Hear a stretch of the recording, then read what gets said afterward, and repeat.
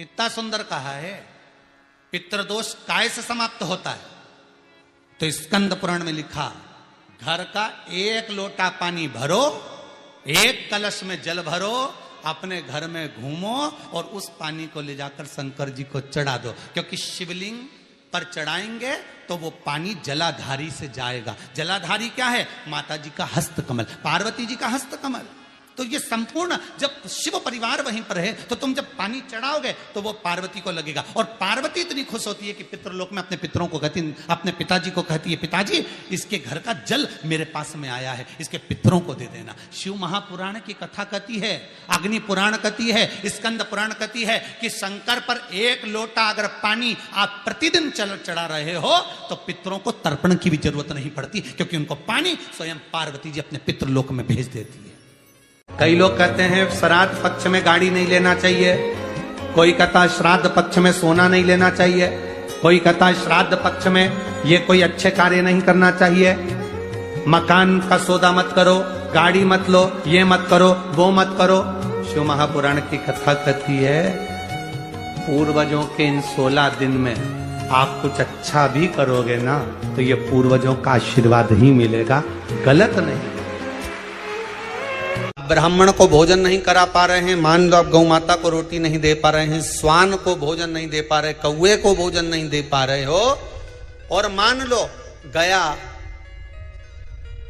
ब्रह्म कपाली या कहीं पिंडदान नहीं कर पा रहे हो, तिलांजलि तर्पण नहीं कर पा रहे हो, तो एक काम जरूर करना, जल के पात्र में 2 बूंद गंगा जल डालना और वो गंगा जल शंकर को रोज 16 दिन तक चढ़ाइए, पितृदोष समाप्त हो जाए।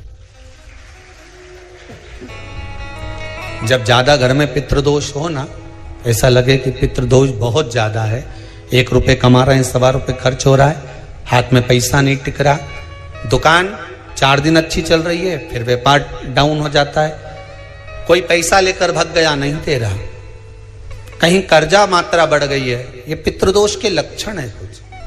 इसमें आपके घर में जो भी रुद्राक्ष पड़ा हो, जो भी रुद्राक्ष रखा हो, क्योंकि संभाल के तो आप रखते नहीं, पटक देते हो यहां में, जो भी रुद्राक्ष आपके घर में रखा हुआ,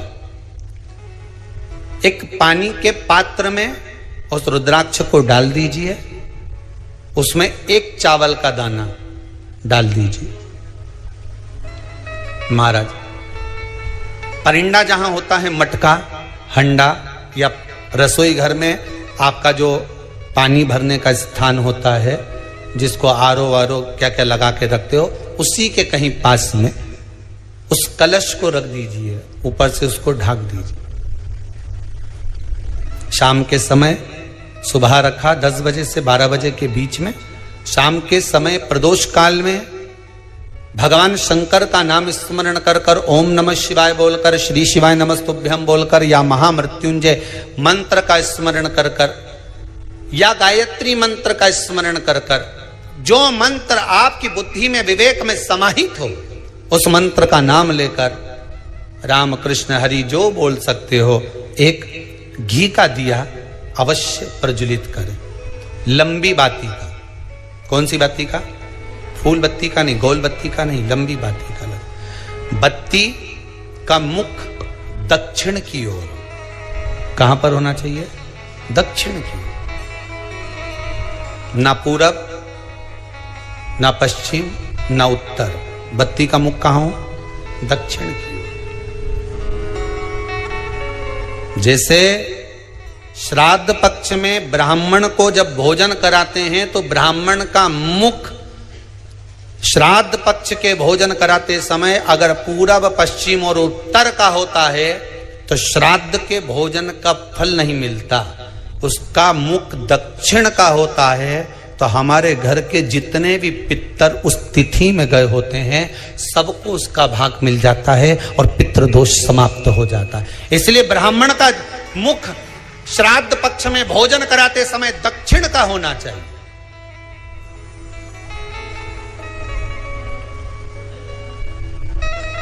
ब्राह्मण का मुख दक्षिण का हो।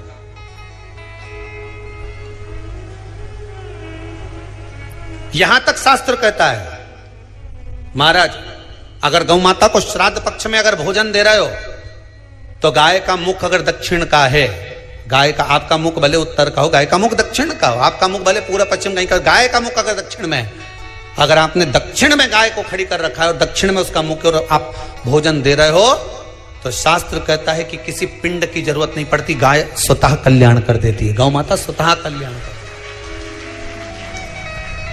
दक्षिण मुखी हो। तो दिए की जो बाती का मुख कहां होना चाहिए? दक्षिण का। और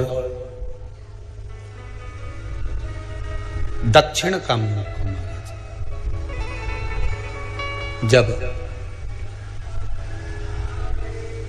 जब दक्षिण का मुख हो, दक्षिण की ओर बाती हो महाराज, तब दक्षिण की बाती जलाने के बाद में भगवान से वहीं पर प्रार्थना करें। जो कलश रखा है उसके ऊपर जो प्लेट रखी है, ढाका गया है, वहां अपना सीधा हाथ रखें और अपने पूर्वजों का, अपने पितरों का स्मरण करें कि मेरे धन को लेकर कोई चले गया, मेरा व्यापार ऐसा चल रहा है, मेरा घर में बच्चों का विवाह नहीं हो रहा, या घर में इतनी अशांति है, या तकलीफ है, या कष्ट है, ये सब का स्मरण कर कर उस कलश को रात्रि भर रखे रहने दें।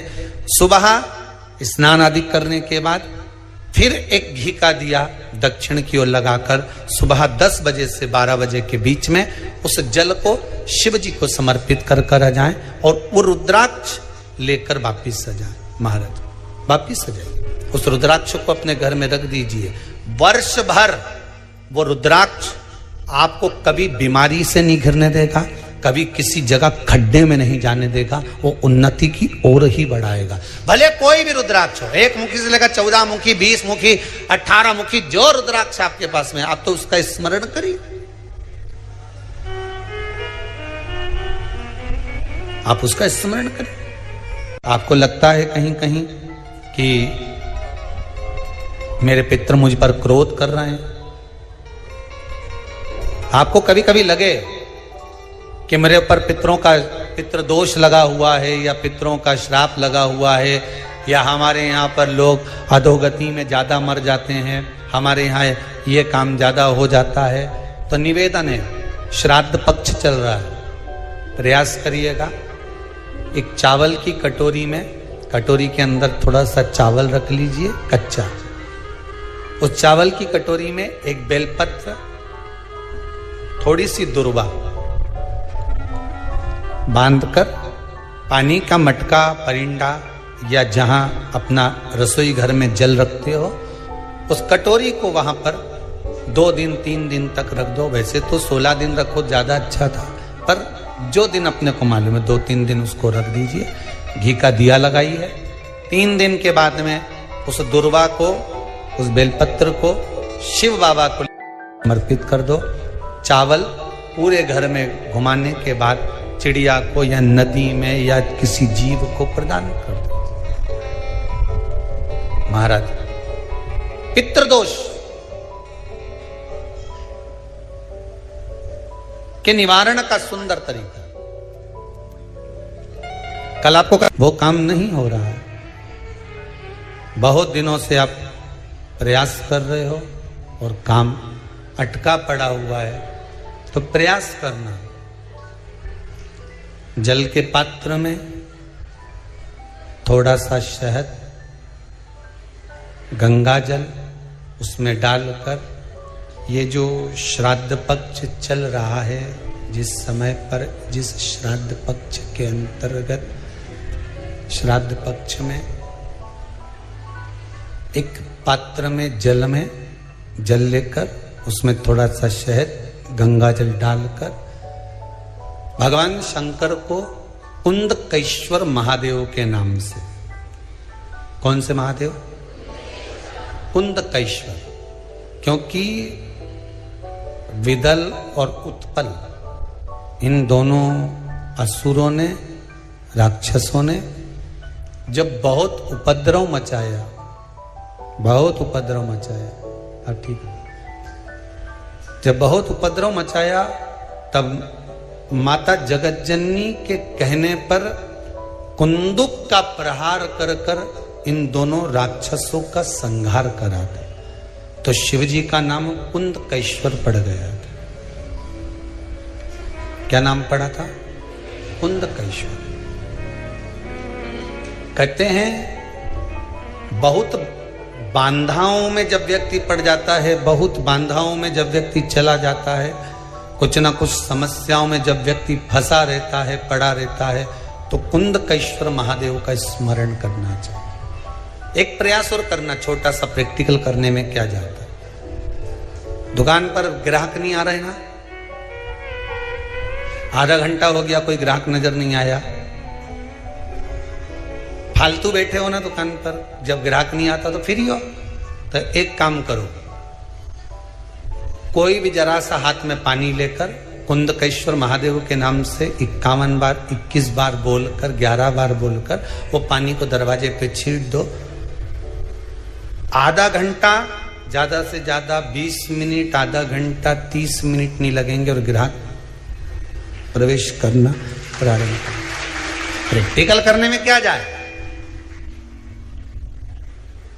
अब ई में कहीं घटा तुम्हारा कि पानी घट गया, कि बोलने से कुंदकेश्वर महादेव का नाम लेने से जीवान घट गई, कुछ घटा? फायदा तो तुम्हारा ही हुआ। कुंदकेश्वर का नाम, कोई काम अटक रहा है, शहद जल के पात्र में डालिए और थोड़ा सा गंगा जल डालकर इसी श्राद्ध पक्ष में किसी भी दिन जब तुम्हारा मन पड़े तब शंकर जी को समर्पित कर करो। और साथ में 1 लोटा पानी, 1 कलश जल का अलग से लेकर जाओ। जब शहद का जल शंकर जी को समर्पित कर दो, उसके बाद सादा जल शंकर जी को अवश्य समर्पित करके। शहद का जल बांधाओं को हर लेता है, बांधा को हरता है। हम तो कई बार बच्चों से कहते हैं, अगर कोई बच्चा कंपटीशन एग्जाम में बैठ रहा है, इंटरव्यू दे रहा है, या कोई एग्जाम में नहीं निकल रहा है, तो प्रयास करना बेलपत्री का जो बीच वाला पत्ता होता है